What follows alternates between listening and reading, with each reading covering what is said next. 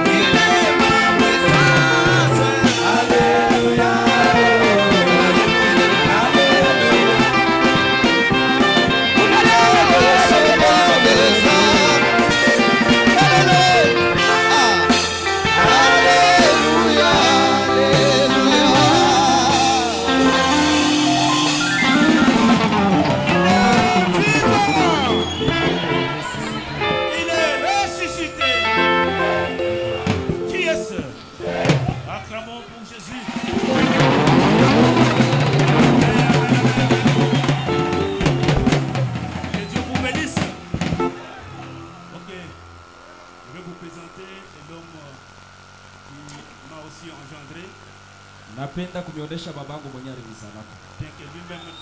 Jamais qu'on lui appelle comme cela. Na hata vile yeye mwenyewe ashipendake baanze kumuita vile. Qu'il le veuille ou pas, il est mon père. Apende, ashipende ni baba yangu. Au moins qu'il me donne un autre nom. Ni au moins anipe kwa tunje na ingine ile ataweza kumuita.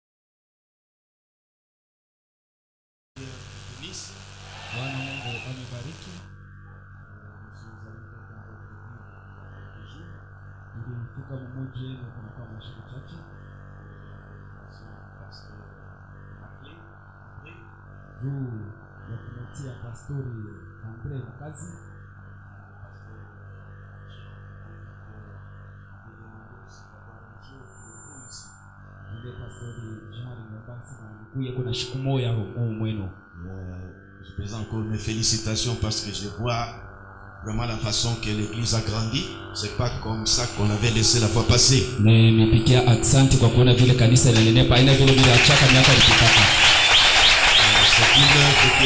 de prospérer.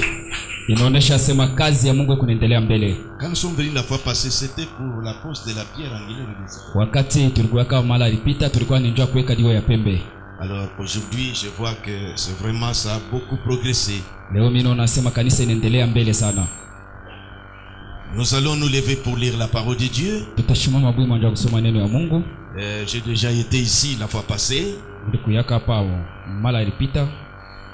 Et lorsque on posait la pierre angulaire,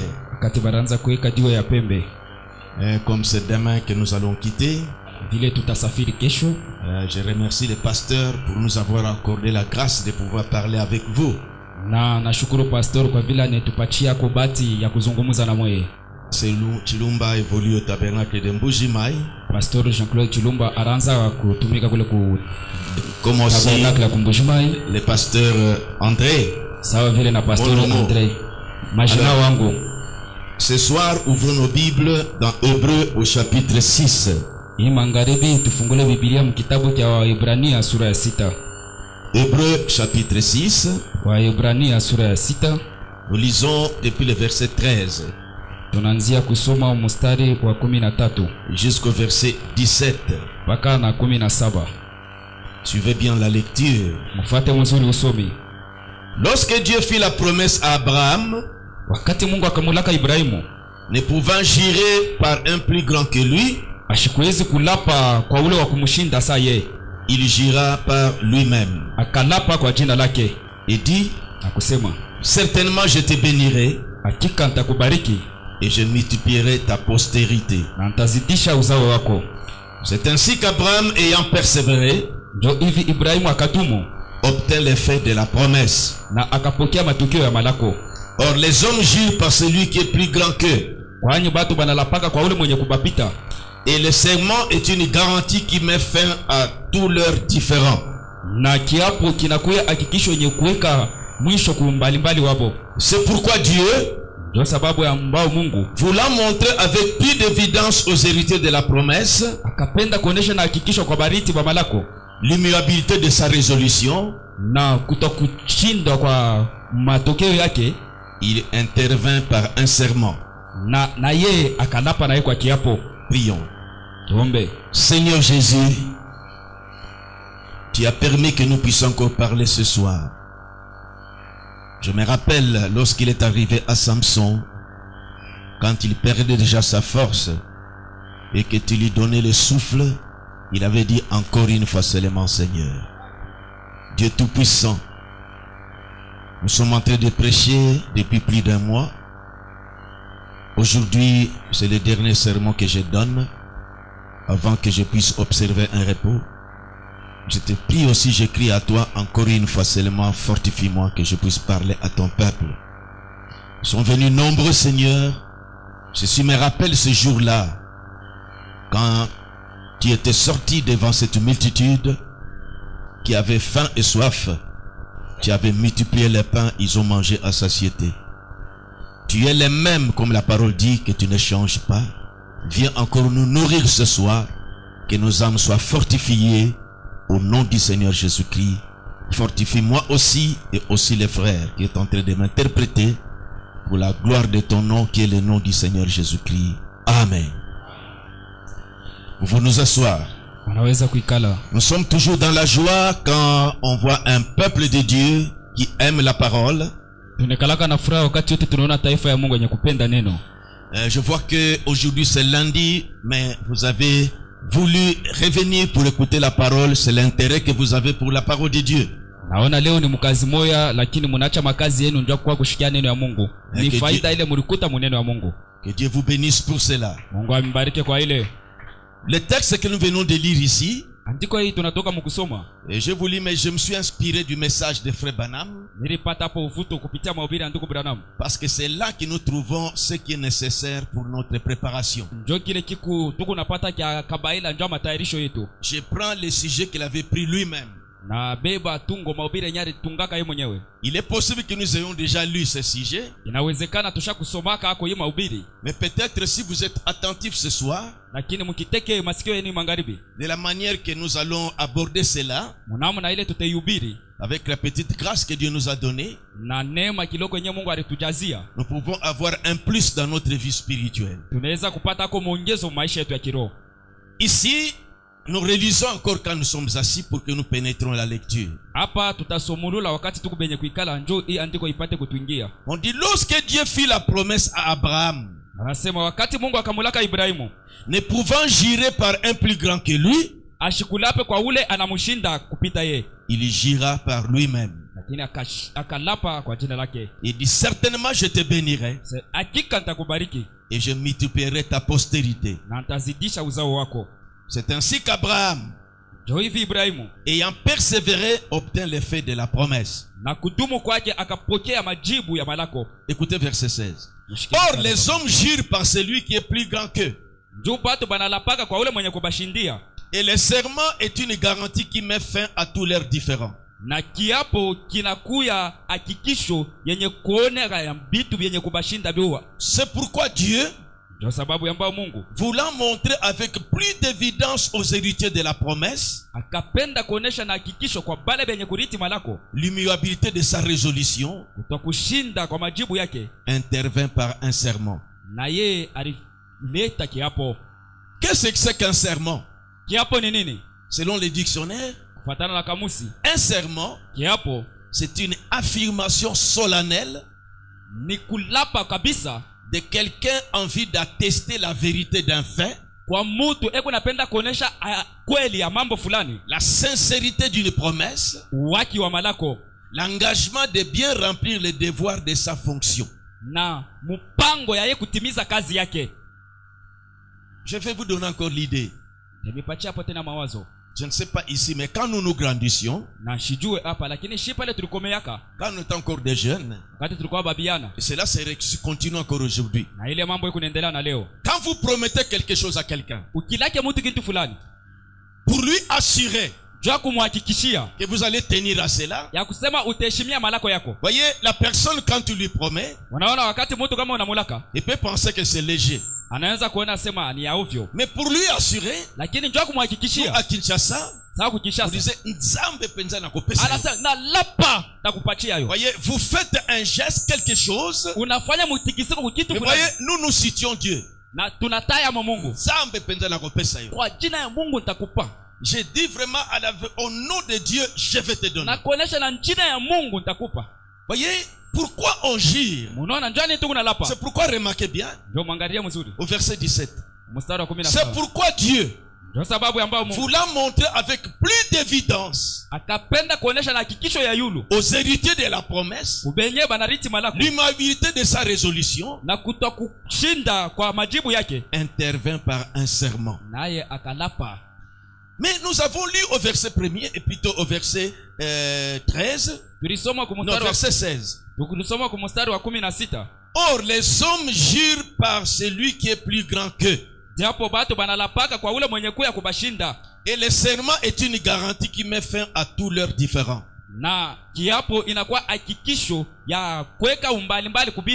C'est comme ce que j'ai dit. Voyez, pour t'assurer, si Dieu voit, je te dis que je vais te donner quelque chose, et que toi tu doutes, maintenant il faut que je fasse un serment, où je jure, pour que vous sachiez que c'est la vérité. Mais la Bible dit ici, or les hommes jurent à un plus grand que lui. Venons dans nos institutions que nous avons qui dirigent nos pays. Quand on a nommé des ministres,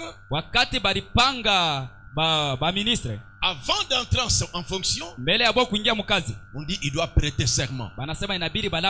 Il ne peut pas prêter serment à des personnes inférieures. Peut-être c'est devant le président. Suivez-moi très bien. C'est une petite exhortation mais très importante. Paul dit, or les hommes jurent par celui qui est plus grand que lui. Les hommes jurent par ce qui est plus grand qu'eux. Et le serment est une garantie qui met fin à leurs différends. C'est pourquoi voyez, quand dans notre vie courante ici, nous voulons assurer, si la personne doute, pour mettre fin à ce différend-là, on gire par un public, on dit au nom de Dieu, je te promets que je ferai ça. Parce que Dieu est plus grand. Les ministres, ils prêtent serment devant le président. Je pense que c'est ça. Le président est plus grand qu'eux. Il vient prêter serment pour promettre comment il va exécuter et suivre et respecter la loi du pays et des fonctions qui lui sont attribuées.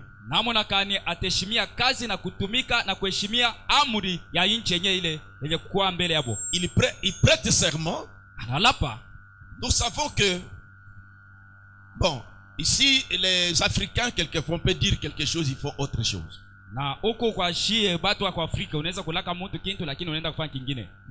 là d'où ça vient, ce système-là, les Blancs, ils doivent être sérieux quand ils ont promis. Et nous remarquons ça dans nos gouvernements. Il doit promettre ça devant le président. Et le président lui-même ne peut pas prêter serment devant les ministres. Paul dit les hommes jure par la personne qui est plus grande. Paulo anasema batu banalapaka kwa ule mwenye kubashindia. Le président, ce qui est au-dessus de lui, c'est le cours suprême de la justice. Na raisi ule mwenye kuya yulu ni mahakama ya juu. C'est-à-dire qu'il doit prêter serment devant la cour suprême de la justice. Ni kusema anapasha kwenda kulapa mbele ya mahakama ya juu. Mais remarquez au verset 1 ce que la Bible dit. Et verset 13. Mwangalie mstari wa 13 kile Biblia. Lorsque Dieu fit la promesse à Abraham, wakati Mungu akamulaka Ibrahimu, ne pouvant jurer par un plus grand que lui, ashikwezi kumulapa kwa ule mwenye kumshindia, il jura par lui-même. Lakini akalapa kwa jina parce lake. que au-dessus de lui il n'y a personne. Juu yulu yake hakuna mtu mwingine. Pourquoi il a juré par lui-même. Juu kwa maana alilapa mjina yake.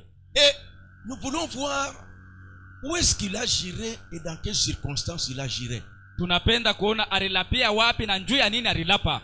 Remarquez le verset 17 avant que nous entrons dans les détails. Mwangalie mstari wa 17 mbele. C'est pourquoi Dieu voulant montrer avec plus d'évidence ndio sababu ya Mungu akapenda kuonesha na hakikisho ya nguvu aux héritiers de la promesse kubariti bamalako l'immuabilité de sa résolution kutokushinda kwa neno yake, pour assurer aux héritiers ndio kuhakikisha kubariti que ce qui y tiendra à sa résolution, ya kusema ataheshimia neno yake. on dit il est intervenu par un serment. Na akasema alilapa.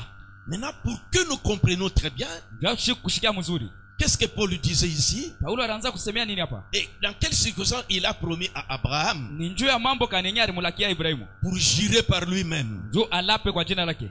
Là, nous allons faire marche en arrière. Pale tutarudia kumkongo pour que nous connaissions l'histoire. ndio turue airishi kule ilianzia. Dans quelles circonstances il avait juré? Ndio ya nini alilapa? Qu'est-ce qu'il avait marqué? Nini ilimkokotaka ingalisho? Pour jurer par lui-même. Ndio alape mjina yake. Et la promesse il avait fait à qui? Na malako yenyewe alilakaka nani? Parce que si vous lisez dans la Bible, mkisome mbiblia, Dieu a fait beaucoup de promesses. Mungu alilaka malako mingi. Mais il n'y a que cette seule promesse que nous allons voir ici. Ni paka malako hii moja tutaona hapa. Où il a fait avec serment. Kule kwenye alilapaka. C'est qu'il voulait authentifier cela. Ni kusema alipenda kuyahakikisha. Il a dit allez par tout le monde. Mwendeni mahali wote mdunia. Prêchez la bonne nouvelle. Mhubiri habari njema. Celui qui croira ulatamini et qui sera baptisé sera sauvé. Atabatiziwa ataokolewa. Voici les miracles qui vont accompagner ceux qui auront cru. Tazameni miujiza itashindikiza wale watamini. Ils feront ça.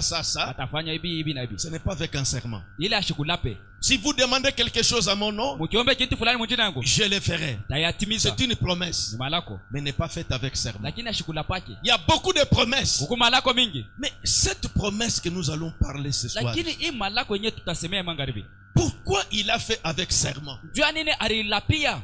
Et s'il a fait avec serment, kama alilapa, Paul dit que Dieu, Paulo anasema Mungu, pour certifier aux héritiers de la promesse, jua kuhakikishia bariti ba malako, l'immuabilité de sa résolution. kutokushinda kwa neno yake. Il avait pris une certaine résolution. Chukua mpango fulani. Pour assurer cela, jua kuhakikisha ile mpango yake, il est intervenu avec un serment. Alishimama hapo na kulapa. Okay. La vérité je tiendrai. Na kweli taheshimia. Alors, nous devons faire marche en arrière. Sasa turudie kwa kumkongo. C'est Abraham qui l'a fait cette promesse. Kwa Ibrahimu kwenye barila kaka. Quand nous revenons dans Genèse chapitre 12, ouvrez avec moi. Tukisome mu kitabu cha Mwanzo sura ya 12, tufungule shibote pamoja. Genèse 12. Mwanzo sura ya 12. Nous allons un peu parcourir les Écritures. Tutasoma kwa leo maandiko ya Biblia. Pour que nous comprenions dans quelles circonstances Dieu a-t-il juré à Abraham. Tuyua sema ni njua mambo kani kule Mungu alilapia Ibrahimu. Non, plutôt Genèse 22. Mwanzo sura 22. Lisons depuis le verset 15. Tuanzie kwa mstari wa 15. C'est ici cette promesse-là. Njoo hapa penye kwa ile malako. Verset 15. Mstari wa 15. L'ange de l'Éternel appela une seconde fois Abraham des cieux. Malaika wa milele akamwita mara pili Ibrahimu toka kumbingu. Et dit, je le jure par moi-même. Sana lapa kwa jina langu mimi mwenyewe. Parole de l'Éternel. Yasema wa milele. Parce que tu as fait cela. Hivi unatimiza hivi? Qu'est-ce qu'il a fait? Nous allons voir ça. Alifanya nini tutaona. Et que tu n'as pas refusé ton fils, ton unique. Na akukane mwana wako ayopekee. Je te bénirai. Kia kwanza nitakubariki. Je multiplierai ta postérité. Nazidisha uzao yako. Comme les étoiles du ciel. Sawa nyota ya mbingu. Et comme le sable qui est sur les bords de la mer. Sawa mchanga ya pembeni ya mai. Et ta postérité possédera la porte de ses ennemis. Na uzao wako utashinda milango ya maadui. Cette promesse il a fait avec serment. Malako alilaka na kulapa. Pourquoi?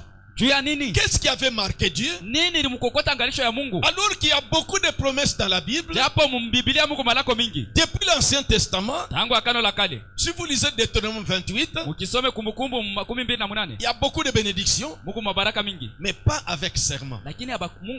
Pourquoi pour cette promesse ici, il a fait avec serment? C'est pourquoi revenons pour voir dans quelles circonstances. C'est là que nous rentrons dans Genèse chapitre 12. Suivez-moi bien. Notre sujet c'est il gira par lui-même. Nous allons prêcher un message comme ça. Il gira par lui-même. Après la mort de Noé, plutôt après le déluge, le monde était corrompu par Nimrod. Le peuple s'était égaré. Dieu n'avait plus un peuple sur qui il peut avoir confiance ou conduire. C'est ainsi qu'il a appelé Abraham de sortir de cette corruption-là. Lisons depuis le verset 1er de Genèse 12. L'Éternel dit à Abraham, va-t'en de ton pays, de ta patrie, et de la maison de ton père, dans les pays que je te montrerai. Je ferai de toi une grande nation. Je te bénirai. Je rendrai ton nom grand. Et tu seras une source de bénédiction. Ce n'est pas avec un serment. Je bénirai ceux qui te béniront, et je maudirai ceux qui te maudiront. Toutes les familles de la terre seront bénies en toi. Pas de serment. Abraham partit, comme Dieu lui avait dit, et l'autre partit avec lui. Abraham était âgé de 75 ans lorsqu'il sortit de Charan. Quand il est sorti, au verset 5, il a pris Sarai sa femme et Lot, fils de son frère, avec tous les biens qu'il possédait et les serviteurs qu'ils avaient acquis à Charan. Ils partirent pour aller dans les pays de Canaan. Ils arrivèrent au pays de Canaan. Remarquez que Dieu a dit à Abraham, je ferai de toi une grande nation. Je te bénirai. Je rendrai ton nom grand. Et tu seras une source de bénédiction. Mais Sarah, sa femme, ne mettait pas au monde. Elle était stérile. Abraham, lui, était fécond. Mais il n'avait toujours que Sarah. Dieu lui dit, je te bénirai et je rendrai ton nom grand. C'est qu'il doit avoir une sémence. Un enfant, une postérité. Abraham a cru. Il commençait à attendre la consolation de Dieu. Nous nous promenons dans les Écritures. Nous arrivons dans Genèse 15. La Bible dit, lisez-moi dans la Bible, lisez avec moi. Après ces événements, la parole de l'Éternel fut adressée à Abraham dans une vision. Et il lui dit, Abraham, ne crains point, je suis ton bouclier et ta récompense sera très grande. Abraham, il a passé beaucoup d'années. Sa femme ne mettait pas au monde, mais il s'attendait à quelque chose. Remarquez verset 2. Abraham répondit, Seigneur éternel, que me donneras-tu? Je m'en vais sans enfant. Je commence à vieillir. Je vais mourir sans enfant. Et l'héritier de ma maison, c'est Eliezer de Damas. Cet enfant esclave qui est né dans ma maison, qui gère mes biens, c'est lui qui va hériter mes biens. Tu me dis que je ne craigne pas. tu es mon bouclier. Unasema nishongope wewe huku ngabo yangu. Mais je n'ai pas d'enfant. Shiazala. Je commence déjà à mourir, à attendre dans la vieillesse. Mimi huyu minaanza kufukuzia kubuze. Celui qui va hériter mes biens, c'est Eliezer, cet esclave ici Ula qui est né dans ma maison. tariti vitu C'est vyangu ni Eliezer huyu mtumwa huyu. Verset 4. Alors la parole éternelle lui fit adresser ainsi. Na neno ya milele kamshukia hivi. Ce n'est pas lui qui sera ton héritier. Haina yeye ndio atakuwa mrithi wako. Mais c'est celui qui sortira de tes entrailles. Lakini ni yule atatoka mtumbo yako. Qui sera ton héritier. Ndio atarithi vitu yako. Suivez-moi très bien. Mnifuate mzuri. Nous sommes en train de vouloir connaître pourquoi Dieu, pour cette circonstance-là, il a fait la promesse avec serment. Tunapenda kujua njoo nini Mungu kwa ile mambo alilapa. Il y a beaucoup de promesses que Dieu a faites dans la Bible. Kukuma lako mingi ile Mungu alilaka mbiblia. Sans serment. Bila kulapa. Même quand il a dit à Abraham ici, c'est l'héritier, celui qui sortira de tes entrailles, ni murithi ule atatoka mtumbo yake. Qui sera ton héritier. Ndio atarithi. Il n'avait pas de serment. Ashikulape. Qu'est-ce que Dieu a dit, a fait? Mungu akafanya nini? Verset 5. Il dit Abraham sort dehors. Anamwosha Ibrahimu toka nje. Abraham est sorti. Ibrahimu il dit, anatoka. regardez au ciel. Asaangalia kumbingu. Regarde, est-ce que tu peux compter ces étoiles? Anaangalia sasa, eti unaweza kubalua imanyota? Il dit non. Il dit telle sera ta postérité. Njoo hivi itakuwa uzao wako. La Bible dit Abraham a cru. Biblia inasema Ibrahimu akaamini. Nous lisons le verset 5. Après l'avoir conduit dehors, il dit regarde vers le ciel et compte les étoiles si tu peux les compter. Il lui dit telle sera ta postérité. Abraham eut confiance à l'Éternel qui lui imputa à justice. L'Éternel lui dit encore je suis l'Éternel qui te fait sortir dur en Chaldée pour te donner en possession ces pays. Les années ont passé. Dieu lui a dit que ce n'est pas Eliezer, mais celui qui sortira de tes entrailles. Sarah aussi a su ça. Ils ont attendu. Ils ont attendu. Nous sommes au chapitre 16. Sarai, femme d'Abraham, ne lui avait point donné d'enfant. Elle avait une servante égyptienne nommée Agar. Tellement qu'ils ont attendu, Sarah a réfléchi. Elle a voulu donner interpréter la promesse de Dieu. Interprétation personnelle. Il dit Abraham, Dieu nous a dit, il va nous donner un enfant. Quand il t'est révélé à toi, il s'est révélé à toi. Quand il lui a dit que je suis en train de vieillir, mourir même. C'est lui qui va hériter mes biens, c'est cet esclave, cet enfant ici, Eliezer. Dieu t'a dit, certainement tu auras un héritier qui sortira de tes entrailles. Comme moi je ne mets pas au monde, Agar c'est notre esclave. Je te propose d'aller vers elle. C'est là que nous aurons cet enfant-là. C'est quand même le produit de tes entrailles. Lis avec moi Genèse 16. Verset 2. Et Sarah dit à Abraham, voici l'Éternel m'a rendu stérile. Viens, je te prie, vers ma servante. Peut-être aurais-je par elle des enfants. Abraham écouta la voix de Sarai. Sarai, c'est elle-même qui a pris sa servante pour qu'elle reste avec son mari Abraham pour qu'ils aient des enfants.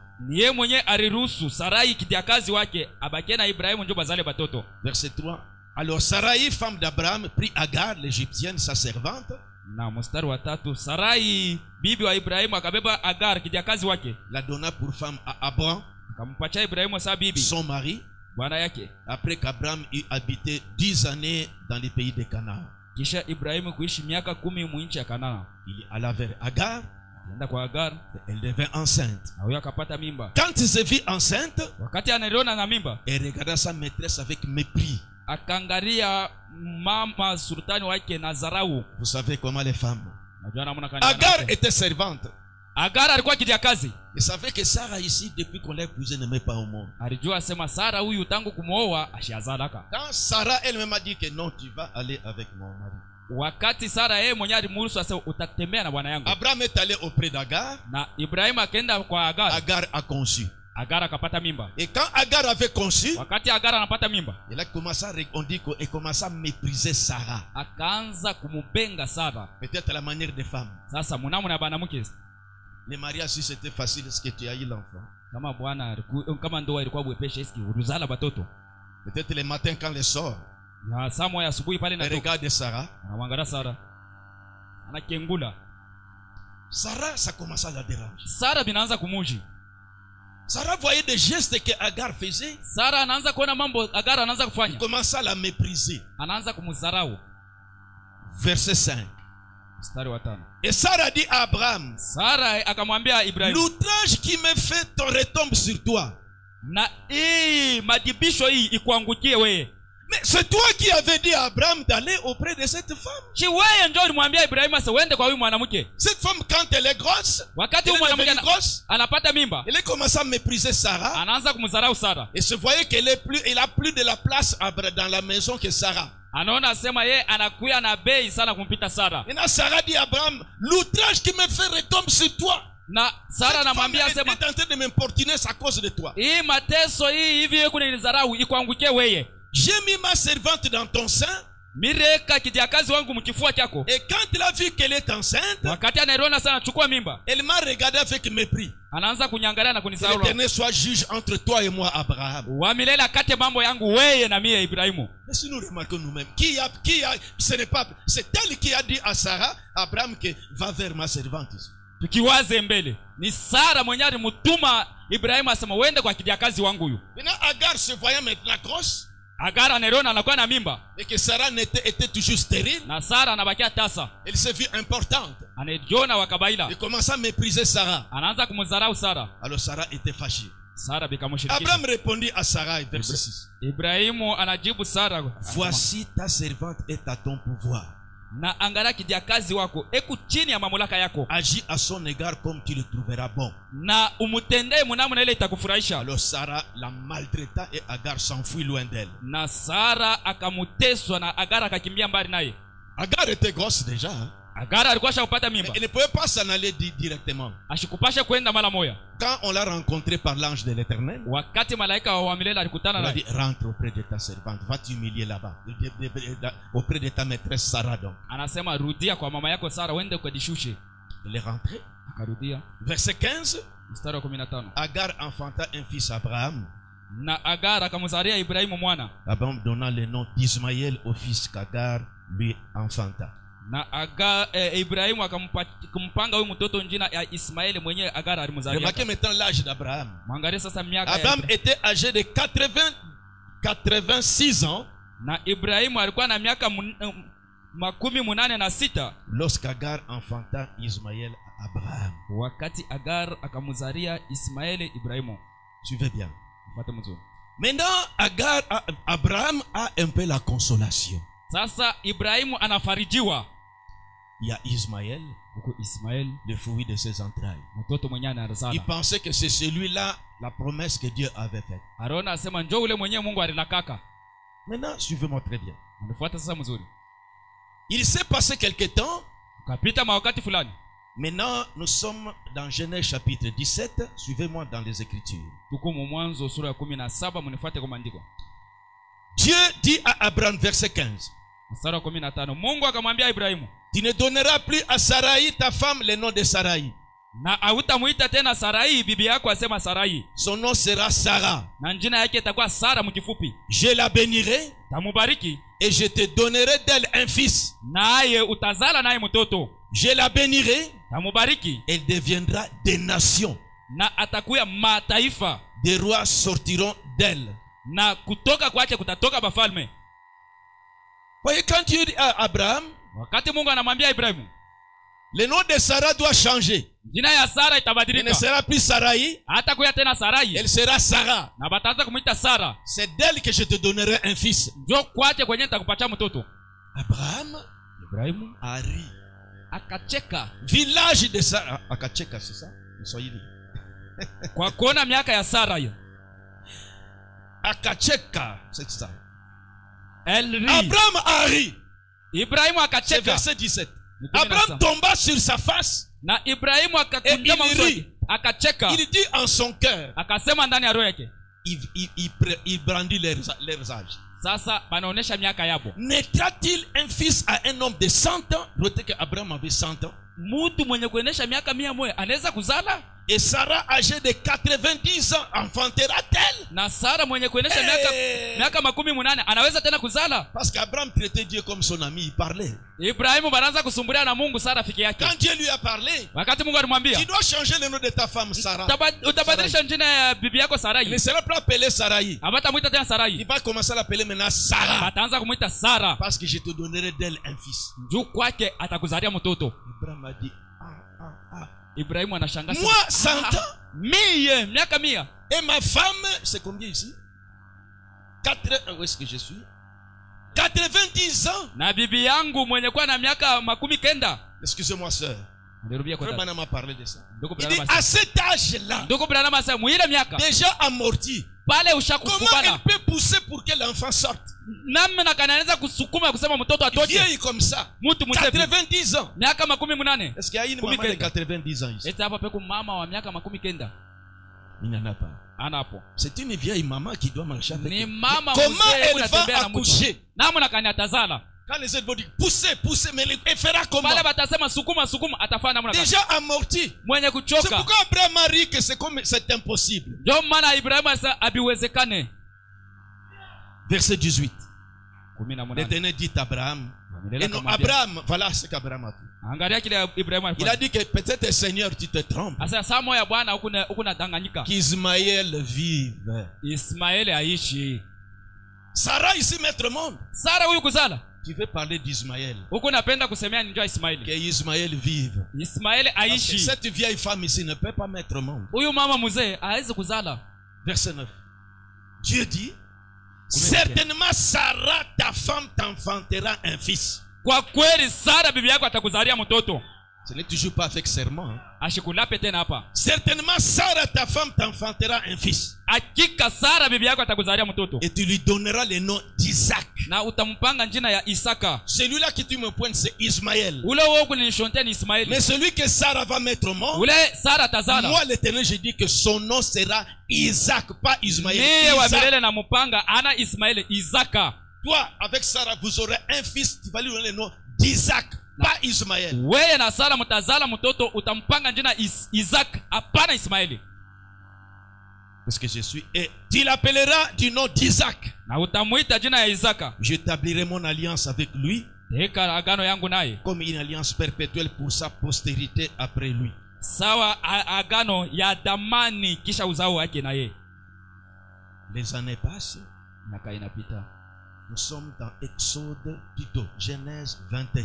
Nous nous promenons dans les Écritures. Tuko mu Mwanzo 21. Verset 1er. Tuko na shughulika maandiko. L'Éternel se souvint de ce qu'il avait dit à Sarah. Wa milele akakumbuka bila alimwambiaka Sara. Et l'Éternel accomplit pour Sarah ce qu'il avait promis. Na wa milele Mungu akatimiza kenye alimulakaka Sara. Sarah devint enceinte. Sara akachukua mimba. Elle enfanta un fils Abraham dans sa vieillesse, Na akamuzaria Ibrahimu mtoto kubuzee. au temps fixé dont Dieu lui avait parlé. Mwakati yenye kwenye yaeneana paka vile Mungu alisemaka. Abraham donna le nom d'Isaac au fils qui lui était né, que Sarah lui avait enfanté. Ibrahimu akamupanga huyo mtoto Isaka, mtoto mwenyewe Sara alimuzariaka. Isaac était un bébé chéri de Sarah. Isaka alikuya mtoto kipendaro wa Sara. Le bébé Isaac était trésor pour Sarah. Na Isaka alikuwa mali ya Sara. Peut-être un peu seulement. C'est quoi? Ni nini? Ma consolation. Oh, faraja yangu. Il aimait beaucoup cet enfant-là. Alipenda sana ule mtoto. Parce que, quand elle a couché, qu'est-ce que Sarah a dit? Na wakati alizala Sara alisema nini? Verset 6. Sarah dit, Dieu m'a fait un sujet de rire. Mungu alinifanya kicheko.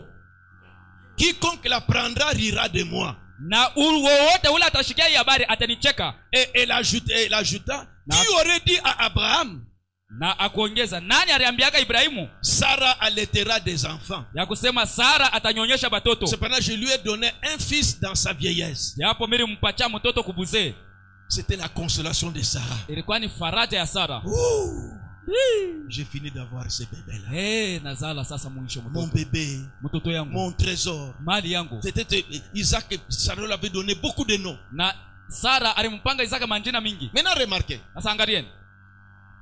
D'où venaient les laits? Sasa majiba ya kumnyonyesha yanaanza kutokea wapi? C'est là que Dieu avait dit. Yule Mungu alisemaka. C'était un miracle que Dieu a fait. Ni muujiza ile Mungu alifanya. Sarah et Abraham avaient rajeuni. Sara alirudia buyana na bona Ibrahimu. Mais nous n'entrons pas dans ce secteur-là. Continuons avec ce. Atutengia ile ngambo tuendelee na usomi. Maintenant, chaque mouvement, parce qu'Abraham avait beaucoup de biens. Na kila mtikisiko ndio Ibrahimu alikuwa na mali mingi. Maintenant, le jour où Isaac devait être sévré, siku ile Isaac alipasha kutoka kwa majiba, Sarah donnait le sein. Isaac, ça dit que le lait, Isaac tété. Na Sara arendelea na kumnyonyesha. Devait cesser de téter. Siku ile Isaac alipasha kuacha kunyonya. Alors, on a organisé une grande fête. Bakafanya karamu kubwa. Parce qu'Abraham avait beaucoup de serviteurs. Ndio Ibrahimu alikuwa na batumishi. Il avait beaucoup de biens. Alikuwa na mali mingi. On a tué des veaux et des vaches. Bakaua bambuzi na bangombe. Maintenant, quand on se réjouissait là, wakati baranza kufurahi pale, la Bible verset 9, Biblia inasema hivi, Sarah vit rire les fils d'Agar, l'Égyptien, que les fils d'Agar l'Égyptien avaient enfanté à Abraham. Na Sara akamuchekesha. Non, a vu. Akaona. Verset 5.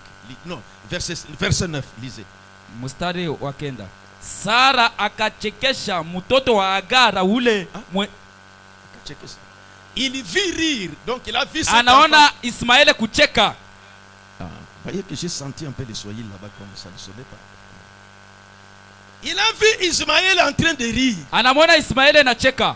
Ça dit que quand on fêtait pour Sarah, pour Isaac, ni kusema wakati beko na furaha njoo Isaka, Ismaël peut-être Ismaël anacheka. Cet enfant ici, tout ça. Quand Sarah jetait le regard, na Sara na mgeuzia macho, il dit cet enfant d'esclave se moque de mon enfant. Oyo mtoto mtumwa anaanza kuchezea wangu. Abraham, Ibrahim, chasse cet enfant ici avec sa maman. Andama huyu mtoto na mama yake. Je ne veux pas le voir ici. Sipenda kubaona hapa. Il se moque de mon enfant. Anaanza kucheka mtoto yangu. Mon trésor. Mali yangu. Ma consolation. Faraja yangu. Mon bébé Isaac. Mtoto yangu Isaka. Chassez cet enfant, je ne veux pas le voir. Ubandame hapa sipenda kubaona. Non, c'est avec sa maman. Aina paka yeye mwenyewe na mama yake bende. Frère. Doko. Cela a déchiré le cœur d'Abraham. La Bible dit que ça n'a pas plu à Abraham. Verset 11. Lisons déjà verset 10 d'abord. Elle dit à Abraham, chasse cette servante et son fils. Car le fils de cette servante n'héritera pas avec mon fils, avec Isaac. Verset 11. Cette parole déplie fort aux yeux d'Abraham à cause de son fils. Verset 11. Mstari wa 11. Hii neno haikumfurahisha Ibrahimu juu ya kuhusu mtoto yake. Comment? Hamuna kani? Ismaël. C'est ma semence. Ni damu yangu. Je dois le chasser. Ni muandame. J'ai maintenant 2 enfants. Mina inesha batoto bawili. Quand tu veux que je chasse cet enfant? Unapenda yandame mtoto. Cela avait déplu à Abraham. Ibrahim abikumfurahisha. Vous savez que dans nos familles africaines, unajua shi bantu beushi, quand on a son frère là qui a pu avoir 2 enfants, et la famille de l'homme apprend que et la femme là stérile là qui veut chasser l'autre enfant là. Je pense que quand les frères de l'homme se viendront là-bas, on pourra tabasser sérieusement cette femme. Donc cet enfant que notre frère a eu depuis des années, on l'ajoute ça, tu veux qu'on le chasse à quoi? Allez, tout aille. Na mtoto huyu ndugu yetu anazala kubuze na kisha miaka mingi wewe unapenda kumwanda ukapike. Voyez? Ça c'est comme ça qu'on pourrait réagir. Ndio vile bareza kumtendea. Alors Abraham ça l'a fait mal. Ibrahimu bilimuma. Ismaël, c'était son sang. Ismaël alikuwa damu yake. C'est son enfant. Ni mtoto yake. Bien qu'il a eu avec cette dame-là. Hata vile alizala na ule mkijakazi, ni mtoto yake. Mais remarquez quand Dieu intervient. Mwangalie sasa pale Mungu anatafuta kusema. Verset 12. 12. Mais Dieu dit à Abraham. Mungu akamwambia Ibrahimu, que cela ne déplaise pas à tes yeux. Ile ishikuchafushe kwa macho yako. À cause de l'enfant et de ta servante. Juu ya kijakazi na mtoto yako. Accorde à Sarah tout ce qu'elle te demandera. Upatie Sara vyote bila atakuomba. Car c'est d'Isaac que sortira une semence qui te sera propre. Na ni kwa Isaki kwenye kule kutatoka uzao yako we moya. C'est dur. Biko nguvu. Remarquez l'obéissance d'Abraham. Mwangalie utifu wa Ibrahimu. Dieu lui dit chasser. Mungu anamwambia andama. Quand Sarah avait dit, wakati Sara alisema ça avait fait mal. Bilimumaka. Isaac c'est mon fils. Isaac et plutôt Ismaël. Ismaël ni mtoto wangu. C'est moi qui ai enceinté la famille et c'est mon enfant. Ni mimi ndio nilimpa mimba, ni mtoto wangu. Elle lui dit de chasser. Et Dieu dit encore que je chasse. Mungu na yeye anasema tena nimfukushe. Abraham s'incline. Suivez-moi très bien. Vous allez comprendre pourquoi Dieu a fait la promesse avec serment. Abraham accordait à Sarah ce qu'elle te demande. Chasser cet enfant avec sa maman. Vers où? Je ne sais pas. Abraham a obéi. Si vous lisez dans la Bible, il prend une cruche d'eau et quelques pains, il donne à Agar. Il dit prends cet enfant, quittez ici. Agar pouvait se demander. Seulement parce que cet enfant a ri, il s'est moqué de vous ne chassez avec ton enfant, ton propre enfant ici. Allez-y, Dieu a dit ça. Isaac pensait que c'était Ismaël pensait que c'était des blagues. Ismaël arona sana ni miza. Il dit allez-y, quittez. Mwende bwana. Il commence à s'en aller. Banaanza kwenda. Ou sans destination. Dieu a dit quittez, alors quittez. Wapi abajua kule banende. Mungu ndio ashakusema mwende. Mwende. Peut-être Isaac, Ismaël regardait son père. Samuel Ismaël anaangalia baba yake. Baba, tu me chasses. Unanyandama? Parce que j'ai ri seulement pour ces garçons ici. Pour mon petit frère ici. Huyu muloko yangu huyu. Allez-y. Mwende. Je vous dis que le cœur d'Abraham brûlait. Nimeambia sema Abraham anaanza kulungula ndani. Son propre fils. Mtoto yake. Le fruit de son sang. Utunda ya damu yake. Il part où il ne sait pas. Banenda wapi? Shijue. Dieu a dit chasser. Mungu anasema ubandame. Il chasse. Anaandama. Je me représente. Quand il s'éloignait, peut-être Isaac regardait son père. Isaac et Ismaël.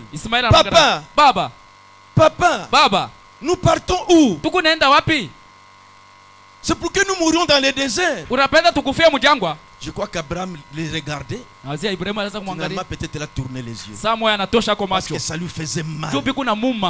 Il s'éloignait. Papa! Baba! Papa! Papa! Baba! Tu nous laisses comme ça. Agar pleurant.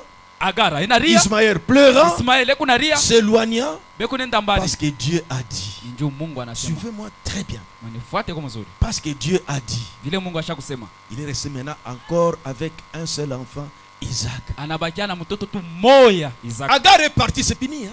Agar arenda kunaisha. Il est parti, l'ange l'a rencontré là-bas, il est parti. Malaika anamkutana kwa banenda. Frère, toi et moi. Donc wewe na mimi. Ton propre enfant. Mtoto yako ule ulonizalia. Tu vois pas ce que ça fait. Waone namna mais parce que Dieu a dit. Vile Mungu anasema. Abraham chasse. Ibrahim anandama. Peut-être il est regardé au loin, peut-être il était resté debout regardant. Samuel anabakia kuima kuna mwangalilia mbali. Papa! Papa! Baba! Papa! Baba! Je suis ton fils. Nous partons comme ça, peut-être on va nous tuer par des loups dans le désert. Papa! Samuel mwamuito atatukura. Baba! Baba! Vraiment c'est il est rentré dans la maison en train de pleurer. Samuel anaingia mu nyumba kunalia. Suivez-moi bien. Mnifuate mzuri.